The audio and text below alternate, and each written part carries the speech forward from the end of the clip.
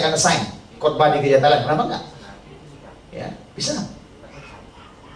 Tapi yang paling penting adalah sekalipun bagian yang kita lakukan kecil, wah Pak, saya mah saya doa mah kurang rajin Pak, ya didoakan mah saya senang Pak.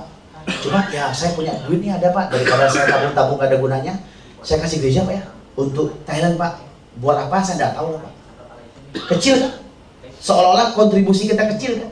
Dengar baik-baik, benih itu kecil, nggak besar, kecil.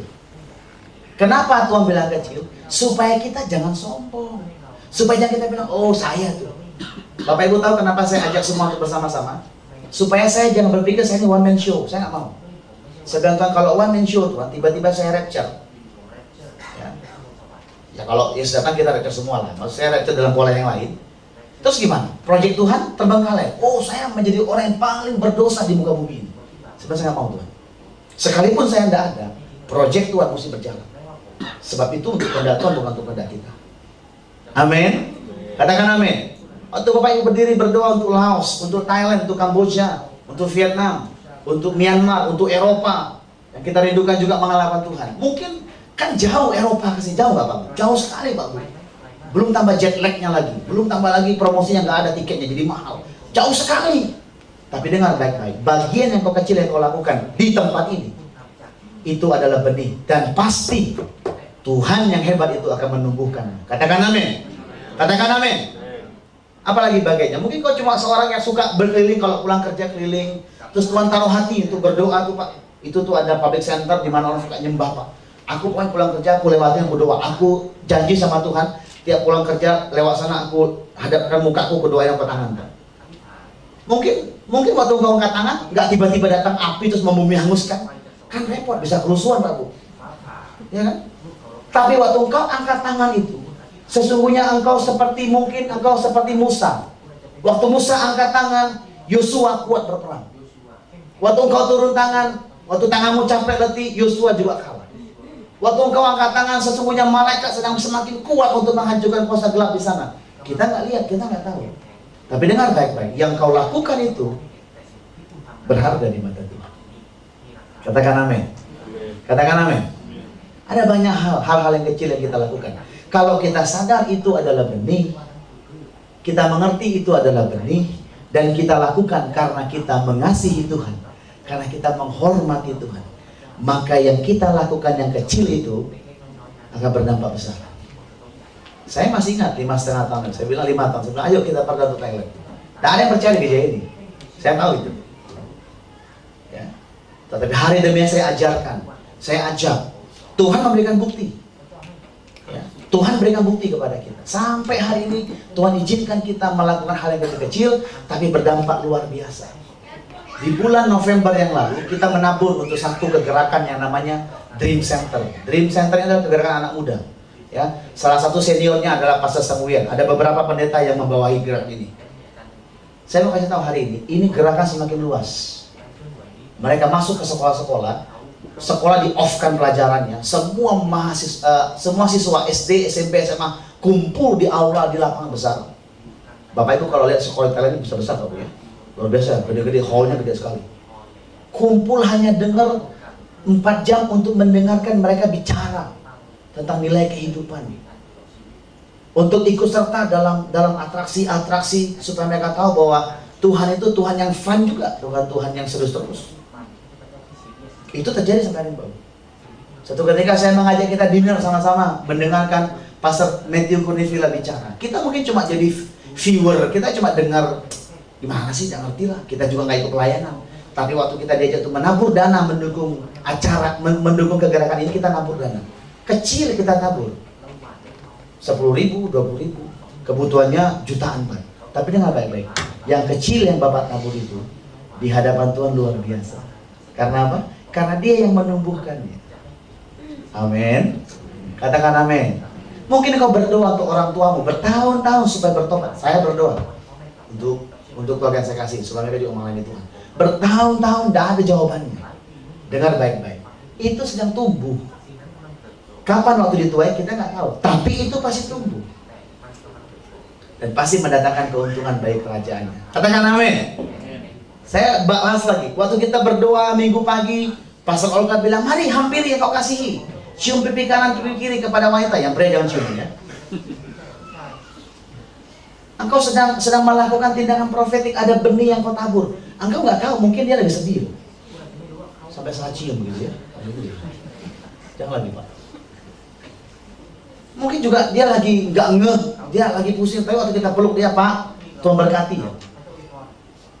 Engkau kira engkau yang peluk, padahal Tuhan sedang pakai dirimu untuk peluk dia. Tiba-tiba terjadi.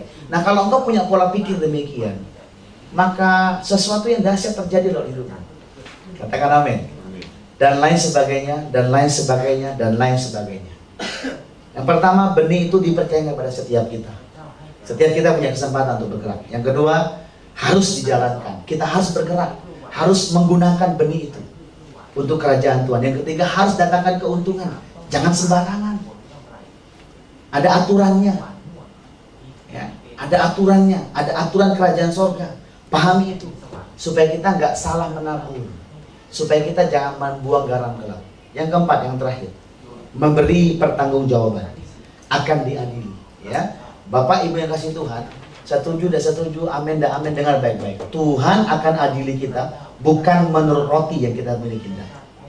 Tuhan akan adili kita menurut benih yang Dia percayakan. Ya, Tuhan akan adili kita, Tuhan akan hakimi kita menurut benih yang Dia percayakan kepada kita. Kau apain benih itu? Karena benih itu bagian Tuhan, roti bagian kita. Seperti sang tuan pemilik talenta meminta pertanggungjawaban dari bagian investasi yang dipercaya kepada hamba-hambanya, pola yang sama akan berlaku atas semua kita terkait investasi kehidupan yang telah diberikannya bagi kita. Tuhan tuntut itu bagi kita. Dia nggak ukur berapa kaya diri kita. Makanya ada lagu bilang kan, Mas, perak dan permata akan kita tinggalkan, ya. Kita nggak akan bawa kalau kita mati. Ya benar itu. Yang kita bawa itu adalah apa yang kita lakukan dengan benih yang Tuhan percayakan. Kembali, benih itu abstrak dan konkret. Ya, bisa apa saja. Doamu bisa jadi benih. Waktu kau berdoa bagi Tuhan itu jadi benih bagi Tuhan. Ya. Jangan malas atau tidak menjalankan. Coba kita buka Matius 25 sekali lagi. Ayat terakhir. Matius 25 ayat 26 dan 27 bilang demikian.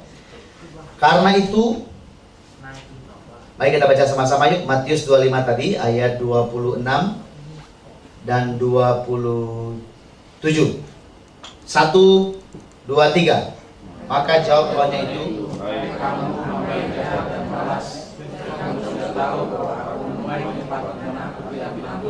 dan memungut dari tempat di mana aku tidak menanam.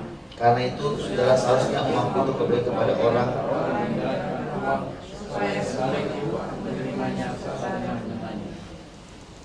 Dibilang pemalas, bahkan Tuhan bilang penjahat kita, kalau kita memang begitu. Ya, jadi mari mulai hari ini kita belajar untuk mengembangkan setiap benih yang Tuhan percayakan kepada setiap kita. Ini prinsipnya.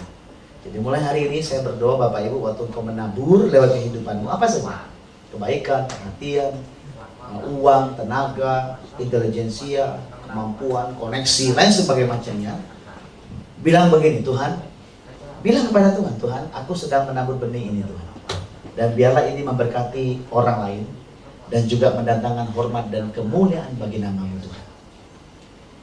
Mungkin Bapak tanya begini, Pak, terus bagaimana Pak cara kita menjalankan benih sebenarnya Pak? Alkitab di Matius pasal 25 ayat 14-30 tidak menjelaskan bahwa kita mesti kasih ke sini, kita mesti kasih ke sana, kita mesti kasih enggak. Dia nggak menjelaskan secara detail bagaimana cara hamba yang menerima 5 dan menerima 2 itu mengembangkan talentanya. Dia nggak menjelaskan detail. Artinya begini, saya mau tutup, artinya begini. Tuhan tidak membatasi bagaimana kita mengembangkannya, atau Tuhan tidak akan saklek dengan cara A, B, C, D.